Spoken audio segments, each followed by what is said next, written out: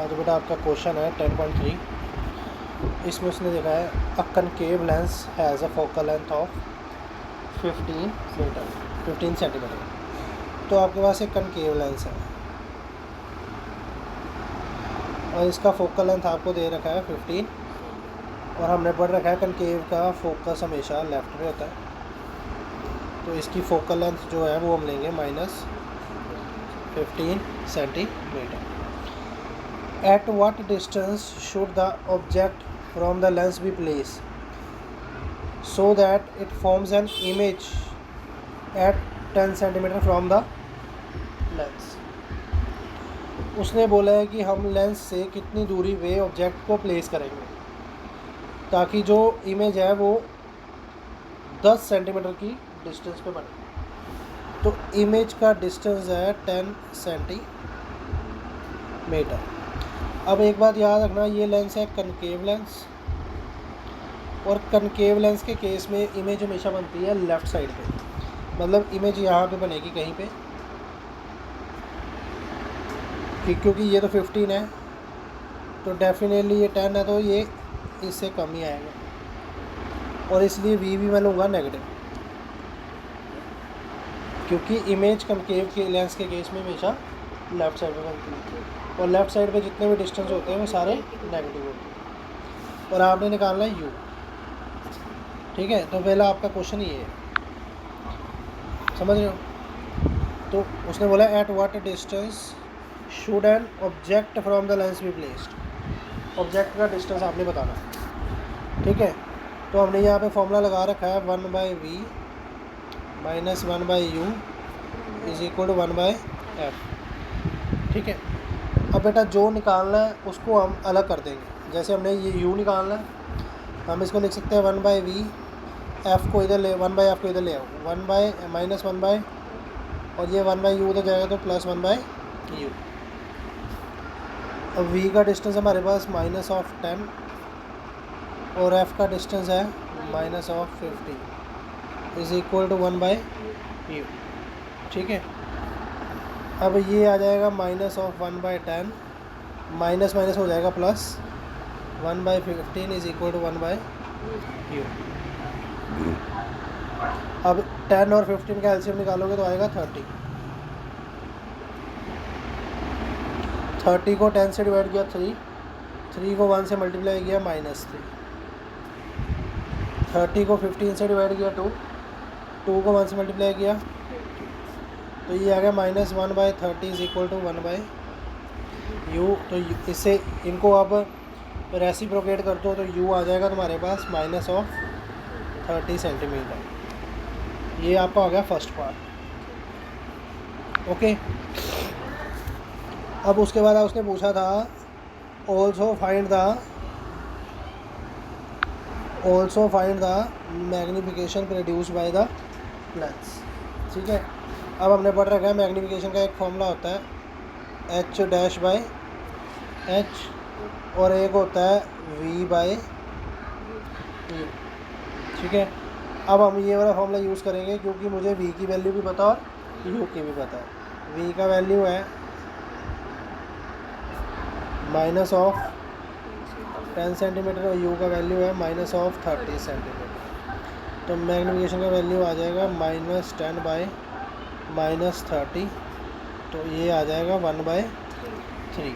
1/3 का मतलब है 0.3। ठीक है, ओके। अच्छा, अब आपने कुछ बातें और लिखनी है इसमें, जैसे कि आपका देखिए आपका मैग्नीफिकेशन है 0.33, तो मैग्नीफिकेशन <1 है। तो जब मैग्नीफिकेशन <1 होता है इसका मतलब है कि जो इमेज फॉर्म होगी, इमेज जो है वो डिमिनिश होगी। डिमिनिश का मतलब होता है स्मॉल। डिमिनिश का मतलब होता है स्मॉल। दूसरी बात, इमेज जो है वो इरेक्ट होगी। इरेक्ट मतलब सीधी इमेज होगी। और तीसरी बात वर्चुअल इमेज होगी। क्योंकि समझ, जब भी कन्वेक्स लेंस कनकेव लेंस का केस है ना, तो इमेज हमेशा वर्चुअल होगी। ठीक है, चलिए अब अगला क्वेश्चन करते हैं। अगला क्वेश्चन है 10.4। इसमें बोल रखा उसने अ 2 सेंटीमीटर टॉल ऑब्जेक्ट, मतलब तुम्हें हाइट ऑफ ऑब्जेक्ट दे रखी 2 सेंटीमीटर इस place perpendicular to the principal axis of a convex lens और फोकल लेंथ 10 सेंटीमीटर।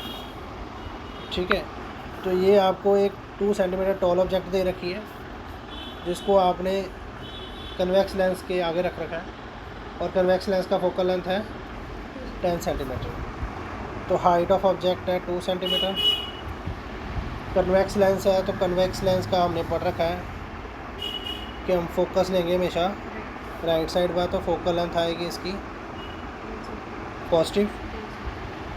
उसके बाद the distance of object from the lens is 15 centimetre. तो ऑब्जेक्ट डिस्टेंस दे रखा आपको 15 सेंटीमीटर।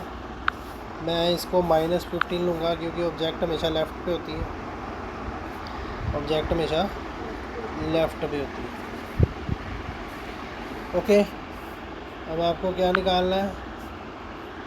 आपको निकालना है find the nature, position and size of image. अब बेटा पोजीशन का मतलब है कि आपने वी निकालना है। क्या निकालना है? वी निकालना है। ठीक है, चलो अब हम वी निकालना शुरू करते हैं। मैं वैल्यूज़ को दोबारा से रीराइट कर लेता हूँ टॉप पे। एच मेरे को दे रखा है 2 सेंटीमीटर, एफ मेरे को दे रखा है 10 सेंटीमीटर, यू मेरे को दे रखा है -15 और वी मेरे को फाइंड आउट करना है। ठीक है, अब मैं अपना लेंस फॉर्मूला लगाता हूँ 1/v/1/f। जो निकालना है उसको अलग से रख दो। 1/f प्लस f है मेरे पास 10 और u है 1/50। तो यहाँ से 1/10 -1/, ठीक है। तो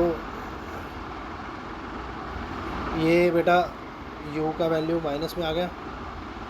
ओके, तो इनका एलसीएम आ जाएगा 30, 10 और 15 का।